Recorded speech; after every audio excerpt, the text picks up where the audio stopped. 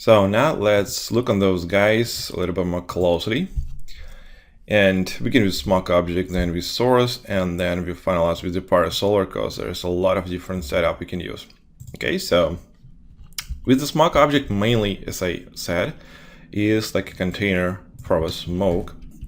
And the main setup is a division size. By the way, we can use the different stuff like a main axis, division by the x, y, the axis as we want, but mainly we use the size or the maximum axis. Anyway, we have a 0.05, which should be good, the size of your container, and you need to increase the size if you want to, fill your view from the camera. And we have the guides. So guides, very powerful stuff. Where for the smoke is pretty basic because we use mainly just density. But for adding some elements, we can look on a velocity or temperature or something else. So mainly if you want to use a smoke, so we can play with the density setup here and we can increase the smoke density. So sometimes when we have a smoke with low density, it's going to be like a dust or something like that. It's a little bit hard to see it on the viewport. By the way, I prefer to use the dark color on the background, except for the light, because using the light, some tiny stuff we can't see, especially working with the pyro, so I prefer to use the dark color. And this setup, this settings, this parameter, it doesn't have any influence on our simulation, so it just visually increase the density for my smoke here, but it still have the same density for the simulation. Okay, so it's just like a preview in our viewport. Anyway, you can play with the density for rendering in shader settings. So we have some initial data here. You can put the density, temperature, field velocity from some path here and scale it up or scale it down and add some wind tunnel direction. So if you don't have velocity, you want to put quick some like a wind, you can set up here the axis to use. Fields, the old list of fields for the mask and for dynamics, and slicing if you want to use slicing. So it's like some helpful stuff, but for final calculation, mainly we're going to use those settings for the guides. And with creation, is pretty, again, the solvent creation frame, and do you want to use it or not? That's a choice. So in volume source, there's a lot of different setups, presets, as I said, so you definitely can use like a source smoke and it will add all those fields for you, so you can simply just change between your initializing and choose what source actually you connect here to inside of your saw path. All right, here we can also activate the source. So if you want to stop simulation from the source, basically it's not stopping the whole simulation, it stops sourcing. So let's say if you go to frame 23, let's closer here, like frame 11, I can go here and set 1 and hold an Alt key, add a key here, go to frame 12 and add a 0, here an Alt key. So now if you play this simulation, you can see that we stop producing the density field in our source and now our smoke is rising up. So this smoke which was created in those 11 frames. All right, so we can play with that. And the different paths, you can use the context if you have a connection to your DOP network. Well, you can see that now we're using the separate nodes, separate layers. So I prefer to use the saw path here. All right, so basically you can correct your smoke as I showed you already using the scale option. You can try to use any operation. So by default it's adding, it's always add the information from your source. Okay, so now let's see closely our partial solver, because there is a lot of different parameters we can use for setting our simulation, make it a little bit more different. And the first tab is simulation. It's like a common parameters for our smoke in this case. And we have a time scale. And I think that you already know what is mean time scale. So basically this one is default settings. So our simulation, depending on the scale, it's looking like in this scale. And if you want to slow down the simulation to make it maybe a little bit more larger, because in the larger scales, the slower movement, or just you want to have a more accurate result, because at the bigger speed, sometimes we can have some troubles with that. And rather than that, we can use the values bigger than 1. So for some very rapid stuff like an explosion, something like that, we can play with the settings. Okay, so temperature diffusion is like a blur to our temperature. In fact, we can look on that if we go to our guys and turn off the density and turn on my temperature here. So we can see that we have the brighter area and dark area here. We lose the temperature, and this distance is like a blurring diffusion of our temperature. So it's blur out our temperature. And if we decrease this amount, let's say 0.1 or even 0.05, and play it back so it's frame 13, we can run that, and let's see on difference. So now you can see that we have a less blurry edges here. So let's go to frame 13. Now you can see that our white color, so it's high temperature, lose the temperature too fast. So it's not blur, doesn't create any blurriness. So there's no like a feathering or transition between the high temperature and the lower temperature. So now you can see it even has some different view here. So you have more, contrast edges, not such blurry. And if you increase the stuff like 0.5, let's 0.5 default, let's 0.75, you can see that we have more blurry edges. So depending on your simulation, you can blur your temperature or not. You can find it here. And the cooling rate is pretty simple stuff. So how fast the temperature will cool down, and it works in seconds. So how many temperature we're gonna lose for 1 second? So you can see this like in percent. So you can, if I paste here 0.99, this means that 99 temperature will be lose for the second. So if you go in here to frame 24, when we have a second, so you can see that we don't have a high temperature in this area. We lose the temperature, and we're losing this temperature very fast. And from the different angle, we can play with this. And now in frame 24, for 1 second, we still have a very high temperature amount over here. So we keep our temperature in a high rate. So when we create like a fire, that's because a bigger fire leaks out, and we can create a fire rising up, okay, and a bigger distance. So we can play with that too. Well, in our case, when we play with smoke, the smallest temperature, the quicker our smoke will dissipate. So in our case, if you play that, like I know, like you put 0.9, and we back to our visualization settings, we can see that our smoke is begin to dissipate more quicker. We'll lose the temperature, and the quicker we're gonna lose this temperature, the quicker we will begin to dissipate. Okay, now we can see that this area is almost dissipated. So even without the fire, we can play with the temperature for creating the smoke, okay? Because temperature controls our smoke. Now, the next thing is, well, viscosity. If you want to play a little bit and create the smoke, which is looking like a fluid, is create some velocity. Well, we take velocity from the voxels and try to apply the same velocity for the neighborhoods, and the simulation became less chaotic, so it's going in one direction, more viscous. And with the buoyancy lift is allow us to define how fast our smoke or fire will actually, depending on the temperature and depending on our simulation, will rise up.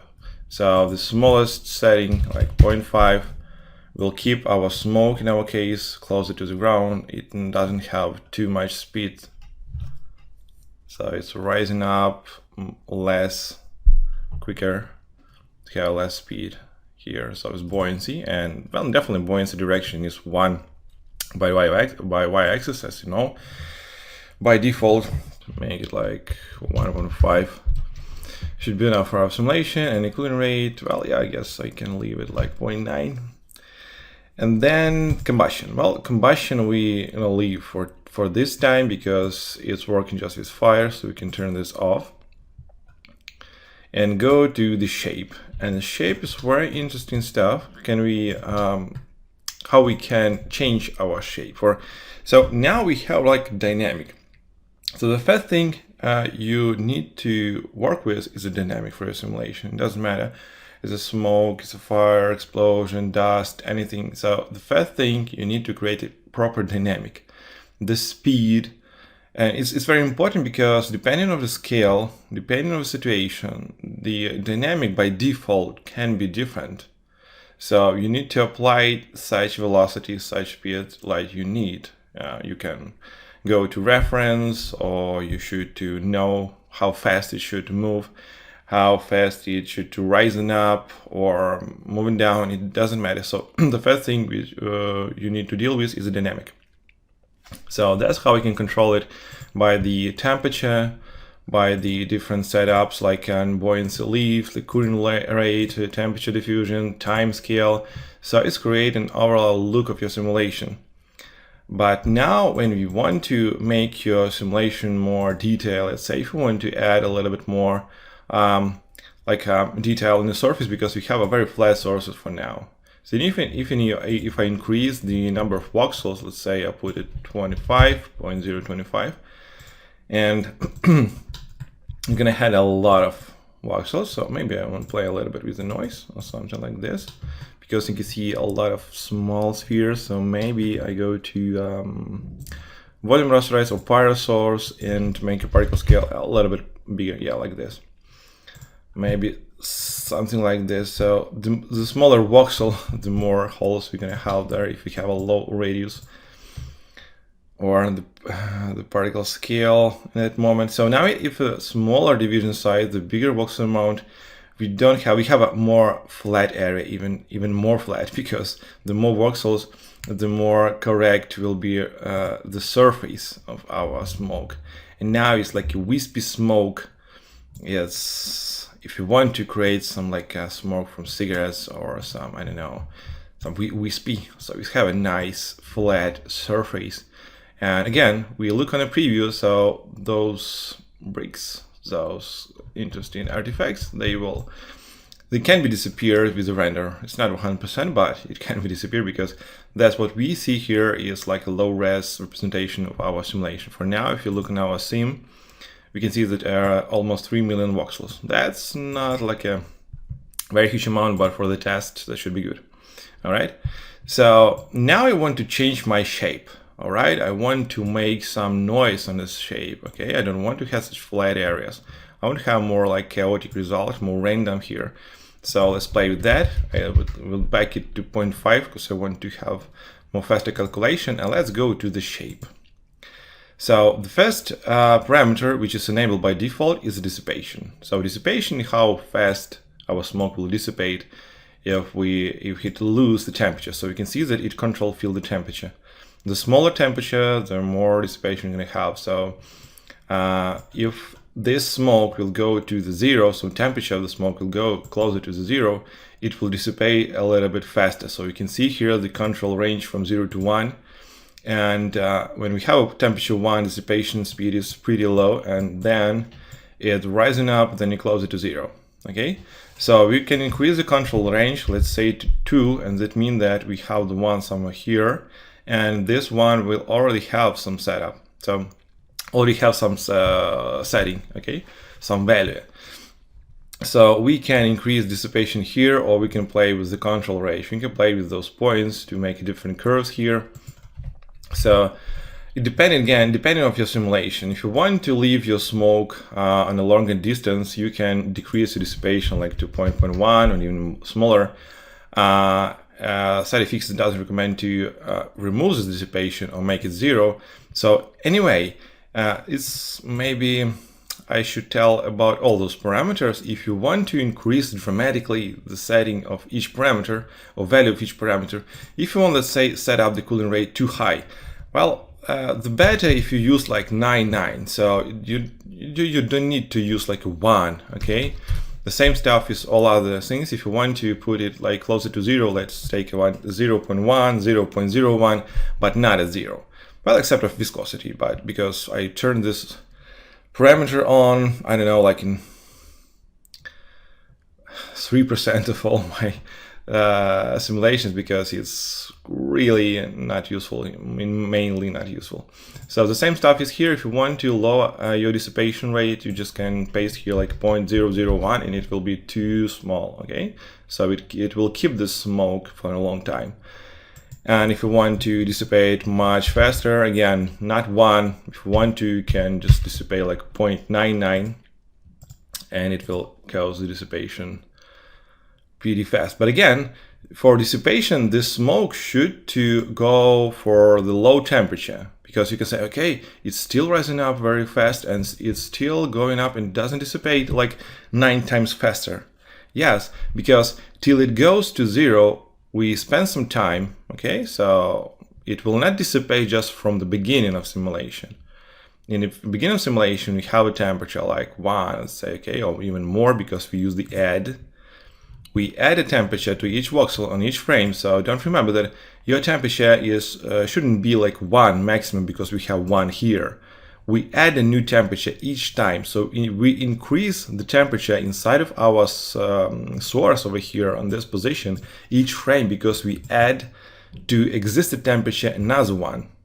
So it will be bigger than 1. All right, so you need to understand that. So till the time when our smoke will have a temperature closer to 0, we won't apply this dissipation too much, okay? So even with a big dissipation rate, we can see that we don't have a huge dissipation for a beginning. Now you can see that it loses temperature losing the visibility very fast the closer our temperature to 0. But if you want to, we can play with the range, and now we will have a dissipation pretty fast, because we will grab a bigger range. You can see like creating a holes inside of it.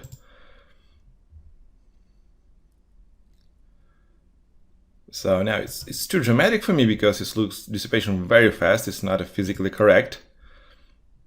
Okay, but it's more like, I don't know how it was looking like. Maybe if you want to work like with a ghost. Okay, so or like a plasma, I don't know, something maybe like that, which can just dissipate very fast, disappear, I don't know. So you can play with that, but definitely not, it's not all about the smoke in our case. So we can leave it like 0.1, and we'll leave it by default to 1 here. So the field which is control our dissipation and our dissipation strengths. So it's pretty easy, in fact. So let's go to another thing, is disturbance. Yes, very often I use this parameter to get more details on the surface of our simulation. And the reason for that, because mainly, again, this simulation can be very, very flat. All right, we want to have a detail, and the bigger the simulation, the bigger scale of the simulation, the more detail we need to put on this simulation. All right. So if you play start, now we can see that we have like a noise on the surface, but actually it's not a noise. It's like a pentacles, more. It's looking more like pentacles. And it's breaking our velocities. You can see we have lines over here. Let's go from a top view. It's maybe a little bit more close. So you can see like a line. You like take a knife and make many slices here. So it's getting more detail, and it's work with velocity. Yeah, if you go to disturbance, go to disturbance, and we see that we have the field to disturb velocity. So we use the temperature field to create dissipation, but we don't have an influence on this field. So we take an information from temperature and using those information to make dissipation. But now we have an influence on this field. So field to disturb. So we take our velocity field and make some disturbance in this field. So again, if you want to do this, if you want to look on this, we can go to velocity over here, and let's find out how it works. So again, turn this off to better look how it's working without any kind of disturbance. So now we can see that we have a lot of velocities over here, but they cause my source plus the advection. Okay, so basically all this area around my smoke is pretty stable. So there is no any vorticities or something like that. Okay, and we have a less vorticity inside of our smoke. So I don't care about that what's going inside of smoke, because mainly I care about the shape of my smoke, the surface. And now when I turn this on with the default setup, with default settings 0.5, you can see that we create some slight noise around my smoke, and this noise has an influence on the velocity, and it's depending of the velocity itself. So in those areas where we have a bigger velocity amount, there is no disturbance. So now you can see that inside of my smoke, no disturbance. We had straight lines, and now we have the same straight lines.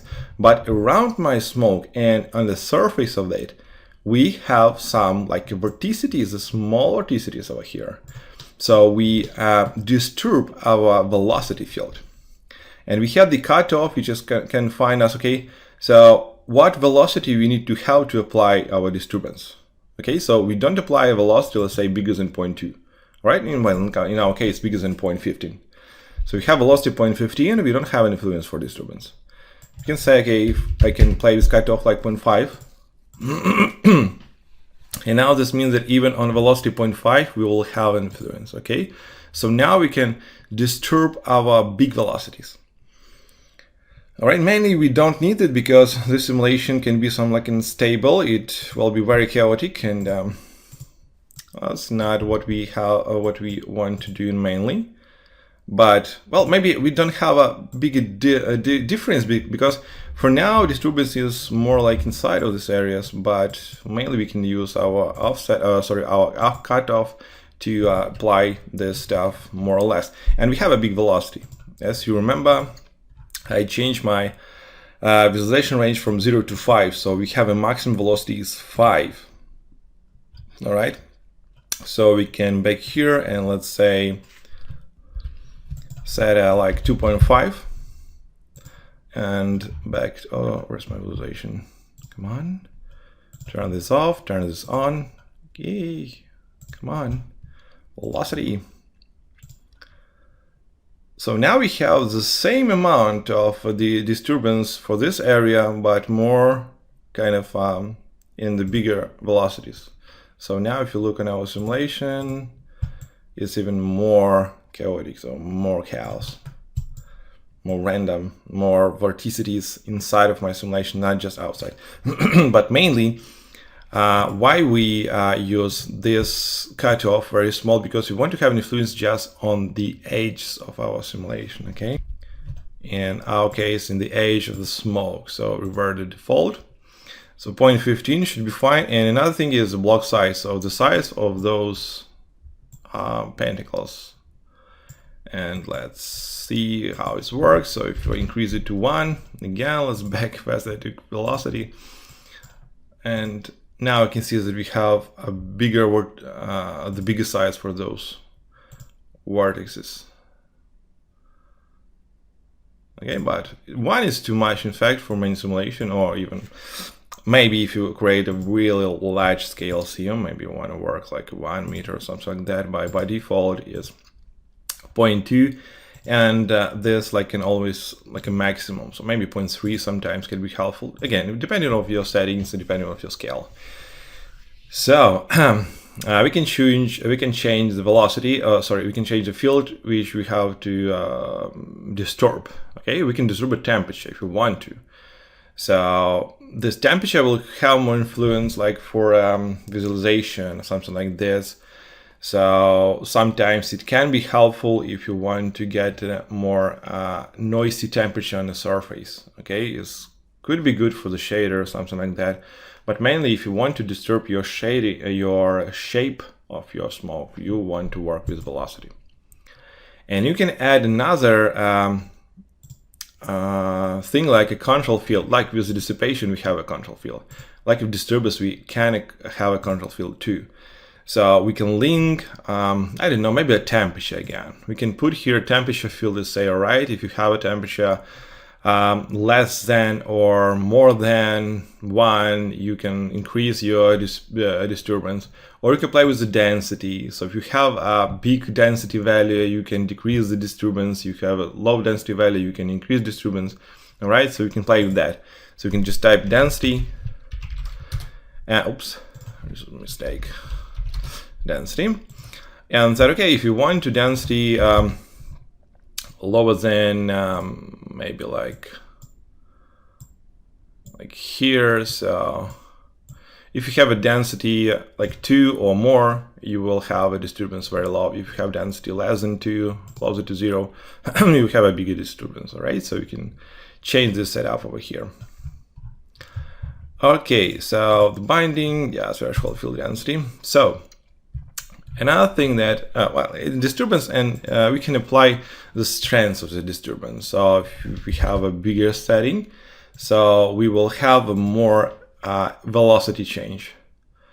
So again, for my case, 1 is too big because we have like a very huge noise over here. It's break our shape very, very, very hard. So I don't want to have that.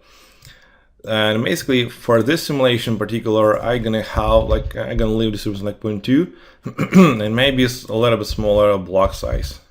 So if you want to understand how big this block size or how small it is, you can go to not to dynamic, sure, go in here and make a box and make it like a 0.2. So, or go in here and set a size like 0.2, oops, 0.2, 0.2, 0.2. So this is our block, a small block. Make here and visualize ghost as object. This is our block. Well, 15. All right. It was 0.2, like here. And this is like the size of our velocity disturbance. So we can play with that. I can leave it like 0.15. It should be a little bit smaller. I delete the box. And get back to hide other object when I see nothing except of my smoke. And we can use the block size or use the locality. Locality is the size of your voxel. Okay, so number of voxels assembled into the current disturbance value. Higher value give larger disturbance elements available when use block size is off. So you can use the voxels, number of voxel.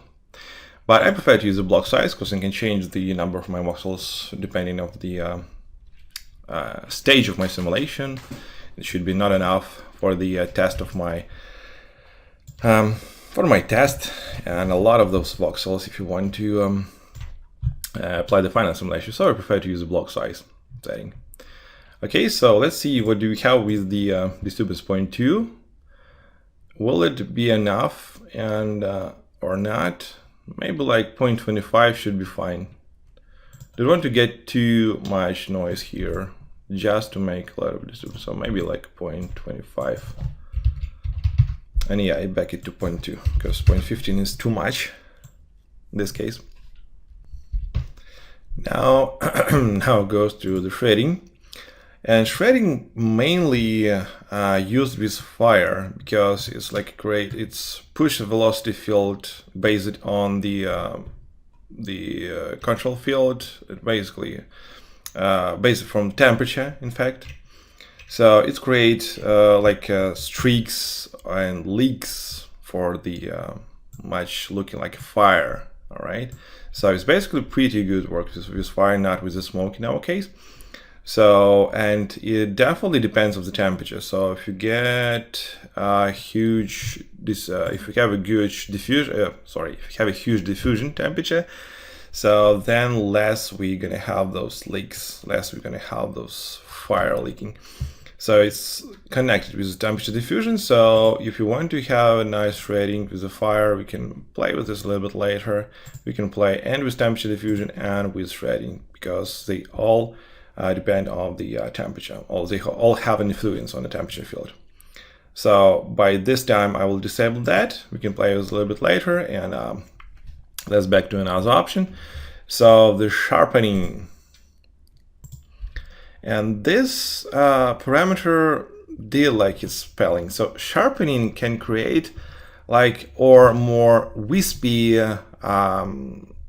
smoke or more soft or fluffy, smoking. So it's look like it's look more working more like an diffusion for temperature, but it's work with density. You feel it over here. So we can increase the more streaky looking for this smoke here. So we can apply this stuff here. So we have just the locality and the field name, because we haven't influenced just on the density by default. Okay. But anyway, I don't like to increase this parameter too much because sometimes it creates some artifacts. So again, we can play with this if you want to. Well, in my case, I don't know, even in this amount of voxels, I can't see too huge result. And the locality parameter allows us to set the number of voxels for the solver samplers when we create a sharpening. Okay, and the turbulence, so I can turn this off for a moment. And turbulence is a very important parameter for many kinds of simulation. And we need to understand the difference between the disturbance and turbulence, because many beginners can't see the difference. Because yeah, we have a disturbance and it creates some, it's like vorticity is around my shape, but the turbulence is working a little bit differently. So it will add the same like a turbulence on the velocity. So let's turn off disturbance. And let's again get back to our velocities, disable density, turn on velocity. And back it here, and let's see what influence had the turbulence. For now it's very low, so let's go to PyroSolver and increase this turbulence like to 1. And again, you can start this. So we can see that we apply our turbulence to the simulation. You can see it. We not applied this to like an area around this sim, but applied to my smoke. And by default, why we don't have turbulence around my smoke, we can look on our control settings and you can see that we control this field by the density. Okay, so we apply our turbulence in this case when we have some density threshold. All right. And that's why we don't have here a turbulence, because we don't have a density here. And that's why we don't have a turbulence over there, because we don't have the huge density there. So we can see this like from 0 to 1. So if we have low density, there is no turbulence. If we have a density bigger than 1, we can see that we will have a more turbulence setup. Okay, so, well, we have visualization. If you want to visualize turbulence and you don't want to use the velocity, and you just want to see how big your swirl size or something like that, we can turn on visualize turbulence. And now you can see how it's applied to our simulation. So now we separate our turbulence from the velocity, because when we turn on velocity here, you can see any velocity is created from an advection, from temperature, and the turbulence and all the other stuff. So now we can separate our velocities from the turbulence noise, and now we can see the difference, how it's applied to our sim. So for my simulation, let's see, I want to increase my turbulence scale a bit, maybe 1.75 or 85, something like closer to 2. And we have a grain, we just have like more details. We can add more small details for my turbulence, or I can decrease it, and now you can see a more softer result for the turbulence here. So maybe 0.5 by default should be fine. And the speed for my turbulence, so how quick this noise will be changed. Okay, so 0.5 should be fine. The seed, if you don't like this pattern, you can change on different seed. All right. And the amount of turbulence, so it's like levels. How many levels do we have? How many levels you want to have? So again, the lower this number, the more smooth our turbulence field will be. So we have like a grain. So grain and turbulence is parameters which are connected. So turbulence allows us to define how many levels we're going to use for our noise. Now we can see that we have 5 levels, and it's very, very low noise amount. But when we decrease the grain, it again back to my soft area. So we can play with those two parameters to define what details, amount of details I want to add for my simulation, and how many levels of those details I want to have. All right. So if you play 1, it means that I don't have any grain here, so we can, you know, just increase, decrease this grain. It doesn't have any influence on my turbulence because I have just 1 level. Okay, if I increase it to 2 levels, okay, so the minimum grain disables this level. The maximum enables this level on a full res. So we can play with that. All right, so another thing I think that is fine. So you already know how to apply this control field, and we can play with the density. You can set up the control range if you want to. So if you want to apply this turbulence on a bigger or even in smaller density, you can play like 0.2 maybe, and now it will apply more to this area, to this range. Now turn off visualization. Well, in my case, turbulence 1 should be too big because it's create a very noisy velocity. Sometimes it can be helpful for like a fire again, with the sharpening, with the shading, you can create a nice fire option, but for the smoke, I guess this should be very big. Well, yeah. So I decrease it to like maybe 0.1, which is by default, and turn on my disturbance field. So maybe even a little bit more, like 0.15 or 25. Again, it depends of your velocity, because it's like a scale up your velocity settings here. And if you have velocity very big, like, I don't know, like 10, maybe or something like that, then you can find that 0.15 turbulence, it doesn't have too many influence because it will be blur out with other big velocity scales. Okay, and the last but not least, I don't know what it means, but I know that many people talk like this. It's confinement. And confinement, let's go to settings, there's just a confinement field if you want to control field added.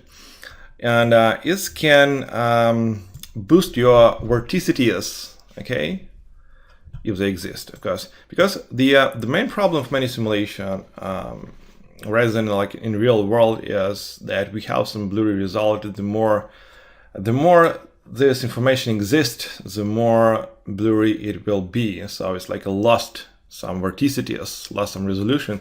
If you have the smoke which is rising up, all our advection stuff, they try to push our information through the voxels, and by many algorithms, by many stuff, we lose the details because we blur out our vorticities, our velocities, which we can have on our beginning when we just start simulation near our source. So the more the smoke is rising up, the more times it exists, the more blurry it will be. So it loses some detail, it loses some swirls and vorticities. So this confinement tries to boost those vorticities to avoid losing too much information. Okay.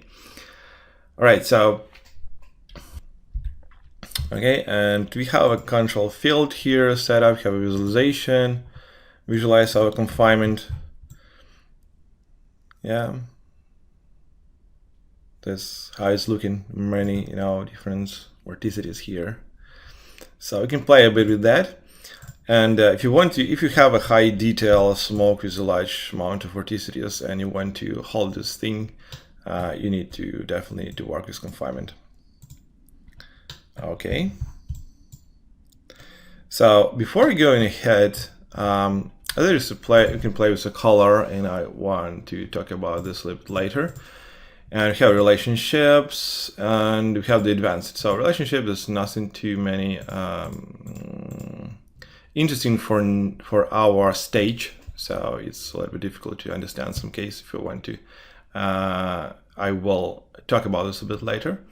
And we have the advanced settings that we can use for our simulation, and the main stuff is substeps.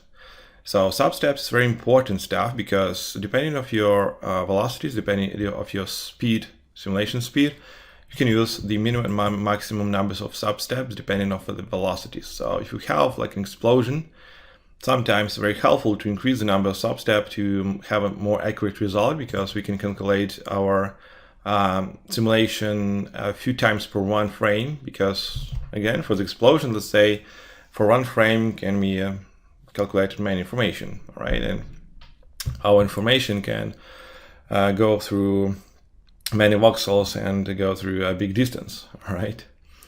So here we have external forces. So can we apply external forces to our simulation? Yes, we can. We can include those forces, exclude those forces. We can apply the rest field. It's like applying like a texture on your or UV coordinates on your surface to apply some noise in the shader tape, in the shader stage. Can apply some projection if you want to advection, different advection types. Sometimes it can be helpful to change this advection type. You can play on see on manual what those advection types better for what types of simulation. The time scale, the burn influence for the time scale, collisions if you have a collision, so correct collision for the field density and fuel, because mainly those field connected with collisions, so we have like interaction between those. Distribution and clear fields. I don't know, to clear hiding static fields. Don't need to clear nothing for this moment. All right, so that's what we have for the pyro solver and the smoke. Again, we get back to this with the combustion. We get back to this playing with the micro solars, which is very helpful. But for this time, that's all what I want to talk about the pyro solver, and let's go further.